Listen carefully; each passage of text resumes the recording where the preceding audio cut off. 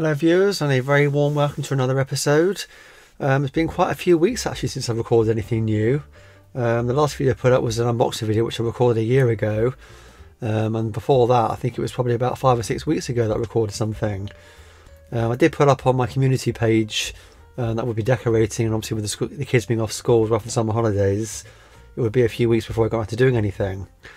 While I'm in the middle of doing bigger videos, I still got to continue doing that common or pet video, updates on that.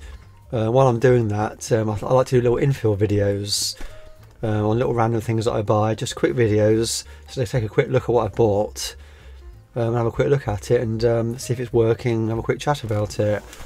And today we're looking at this little tape recorder. Quite an unusual little tape recorder actually. I've got a couple of other machines that are even smaller than this, but I don't know what attracted me to this one. I think it was the colour of it and the colour of the buttons, which you've already seen from the thumbnail. So let's take it, let's open it up and have a look inside, see what we've got here.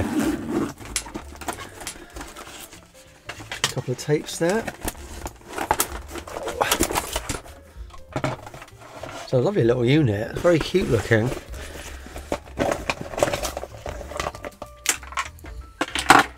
I don't know if that's the actual proper case for it. Unfortunately, a couple of the tapes got damaged in transit because it was literally just in a box with nothing else protecting it apart from its original case.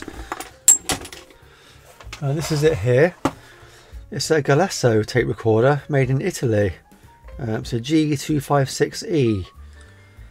Lagan Magneto of Castelli, if I'm reading that correctly. It's an all plastic construction. I'm surprised it survived actually, because usually these things end up shattering in transit if they're not packed properly. I don't think it's Bakelite. No, it's not Bakelite, it is plastic. I can see that now. Let's have a look underneath of it. I've got a serial number there, 1585. I'm not sure what those connections there are for.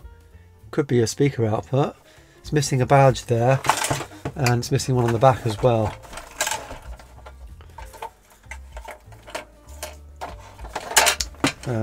Yeah, there should be one there. It's on the back there. That's I think that's the microphone socket. We've got a cable here actually that came with it. This is a radio pickup adapter for recorders from speaker moving coil. Well, so basically we plug that from the radio socket. Funny, I've actually got a radio from the 1920s actually with that output on, and then this will plug in the back so that you can record for a radio transmission. Be interesting to see what's on these tapes actually. That's one of the most interesting things I find when you play back these old tape recorders, hearing recordings from long ago. And that's your microphone input on the front there. So it says for music and speech, 1/7/8 IPS, that'll be the speaker I guess. Alright, let's plug it in shall we, see what it does, if anything. I think if I'm right, the listing said it does try to go round with help, so it's probably, I should imagine the belts are perishing this now.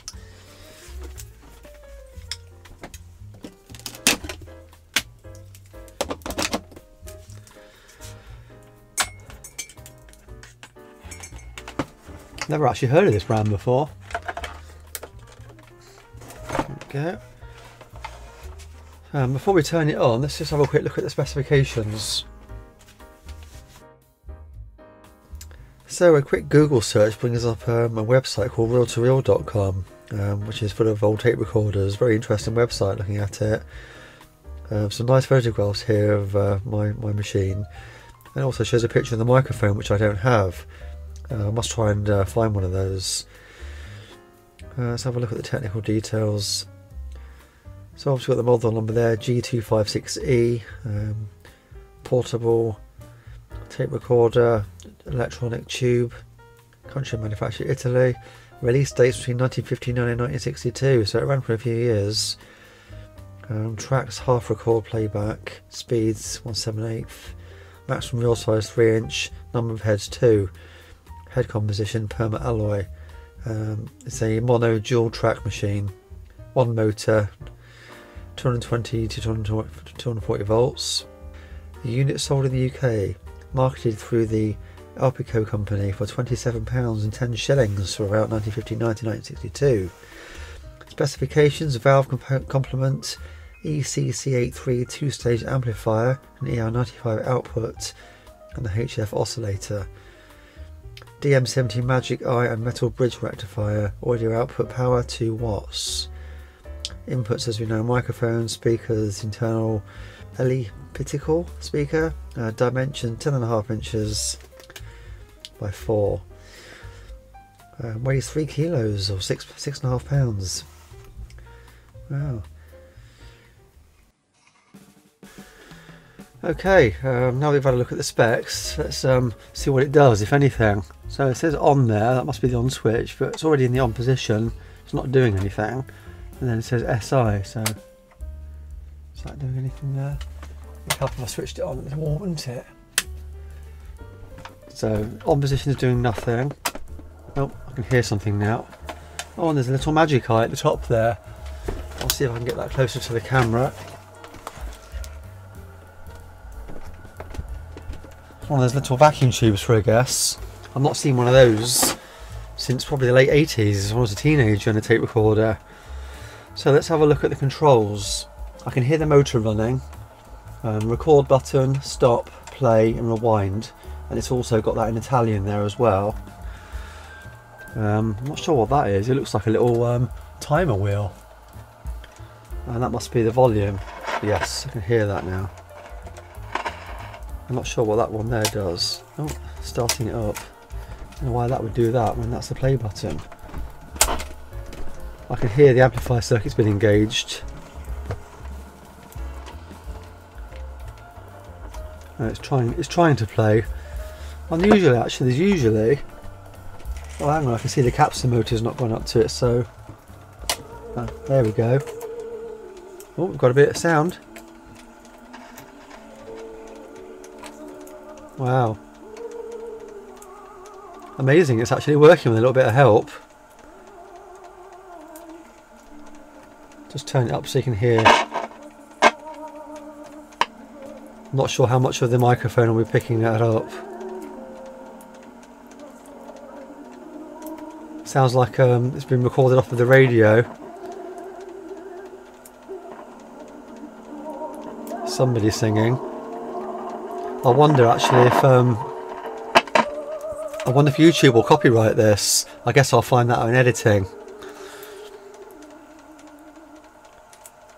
I mean, it could have been done on the microphone. It could be a private recording of somebody actually singing.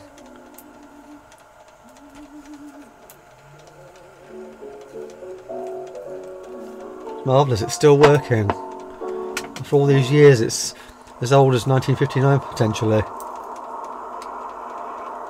I think that's people clapping.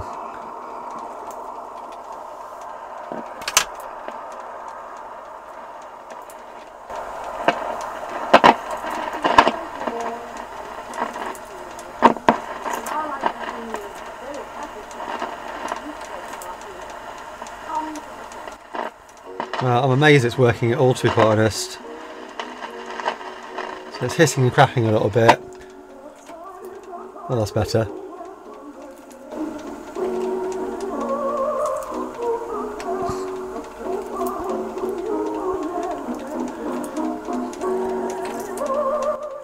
It's trying to go around. I bet you it's one of those motors with a clutch mechanism. The rubber wheel will rub up against the spindle here underneath, and I bet the rubbers perish from it. I think what we'll do next, just press stop.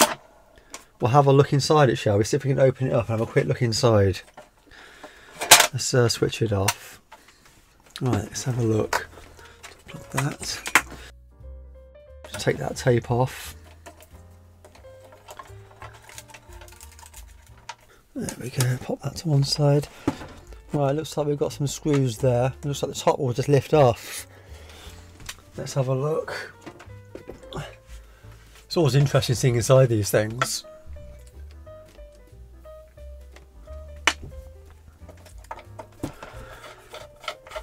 I think out of all the videos I've done so far, this has probably been the oldest bit of tech I've actually had on the channel so far. 1959 potentially, between 1959 and 63 I think it said. So back in the day they used to make a model of something for quite a number of years before it was discontinued and replaced. Not like today's gadgets, where sometimes there's something new every 6 months.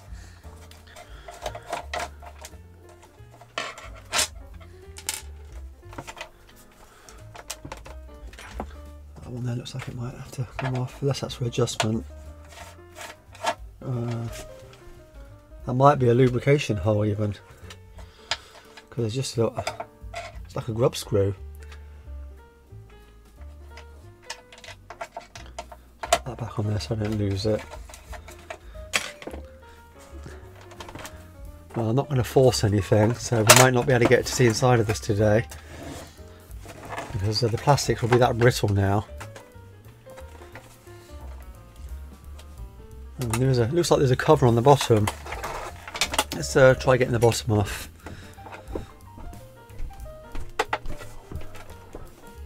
It's always good to record a video you're taking something apart, so when it comes to putting it back together again, it gives you an idea where things go. In fact, those screws may even be holding the top on, because they seem to be going all the way through the cabinet.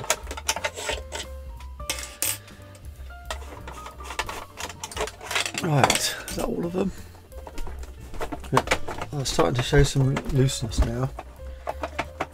Did I miss one? Might be this plug that's holding it on. I think that's something to adjust.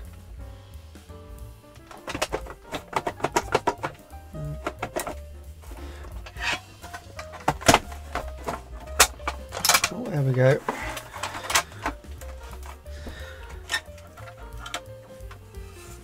Oh, it's not a vacuum tube as I thought it would be. Probably just a magic eye. I think that's what they used to call them back in the day. Let's have a go close up. And here we are. This is the mechanical side. So, yeah, that will probably rub up against that.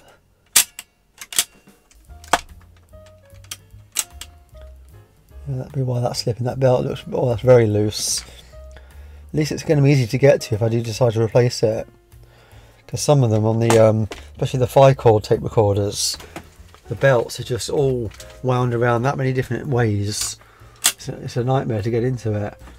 But that's a very simple mechanism looking at it. So for a guess, that'll be a motor flywheel there.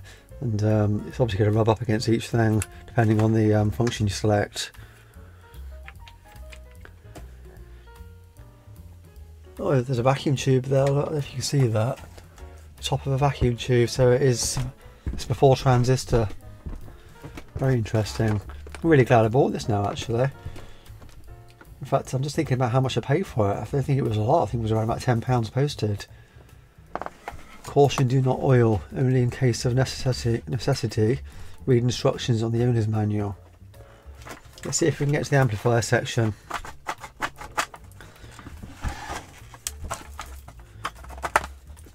Almost like there's another screw holding it in place. There we go. Oh, a load of chewed up tape inside. Some very large capacitors. I won't be touching any of that because it could potentially still be holding a charge. One thing for sure, it's certainly not going to run off of batteries. That's your speaker there at the front. Such a simple device. Obviously, well, today it is looking at it. Back in the day, this would have been quite advanced technology. Oh, I see it comes into 2 halves. Ah, ingenious. So the speaker sits out like that. There we go. So it literally all comes apart like that. It's marvellous. Excellent for servicing. So a closer look at the insides there. That's one of the vacuum tubes there, and the other one's just there. That's the EL95 there. Just love the modular design of this thing. You can see the top will pull off from there. That's a socket there, connecting the top to the bottom, and the speaker cable unplugs there. That's your mic socket. And that part underneath that I wasn't sure was for is actually for the voltage selector for different countries, because it's right below the transformer there. Looking at the inside of the machine, I can see now that's actually a counter device to show you where you are on the tape, because that's what it connects to. And there's the worm wheel that goes up to the spool there. And here's the heads, a couple of pads there, probably want replacing at some point. I'll give the heads a good clean in the future. And that belt might be hard to come by looking at it, because it's like a T-groove.